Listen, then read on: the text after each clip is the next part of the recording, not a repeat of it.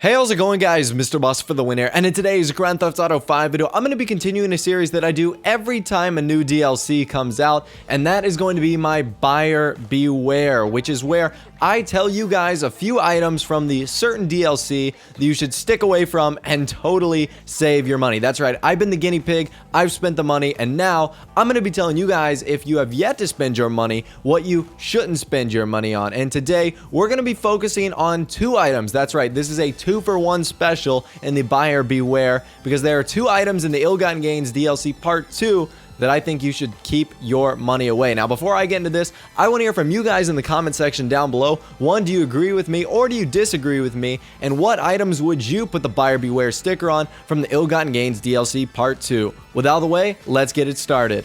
So the first vehicle we're going to be covering is the new Lampadetty Toro. That's right, the only watercraft from this update. And the reason I'm giving this the Buyer Beware sticker is for a few reasons. One of it is the extreme, enormous price tag that is on this boat at $1.75 million. That is absolutely insane. It is almost as expensive as both the Osiris and the T20, which are the two fastest supercars in the game, or one of the two best supercars in the game. So that is an absolute insane amount. It blows the other boat prices out of the water. The most expensive one, other than that, I think is the Speeder that came with the Beach Bum update. Now, don't get me wrong, this boat does look cool. It looks absolutely beautiful. You can kind of see the exposed engine that you can see through the glass. You can also see Lampadetty Toro inscribed on the back. The boat has a very nice finish. It has very nice etchings, don't get me wrong. It's giant, it's big,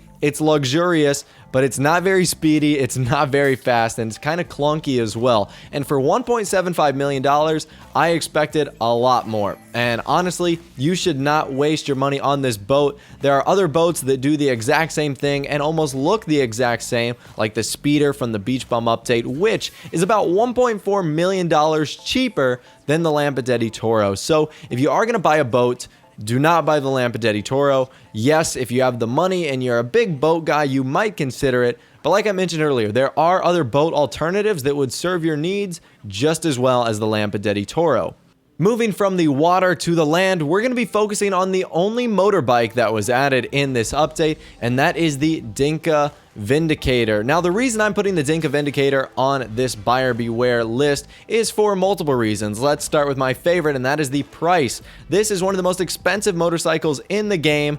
You don't get a lot of return out of it. It's almost $700,000 for a motorcycle. That is insane. That is an absolutely crazy amount for any bike that you could possibly buy in the game. Now, I think I understand why Rockstar priced it that way, because it does come with the KERS or KERS kind of nitrous-like system that does give you a little bit of boost. However, the downside with this is you have to brake in order to get it, and also you can't use it in races. So outside of races, the only time you get to use the KERS system. Now, outside of its performance, there are some things that I don't like about it as well. There isn't a whole lot of customization to this bike, and it does have a more chunky frame and exterior. It's definitely slower than the Bati and the Akuma. However, it has been proven that it is faster than the Electro, which is another bike that shares the exact same KERS system that came with the Heist update. So, is it faster than the other KERS bike? Yes. So if you're looking to keep one KERS bike,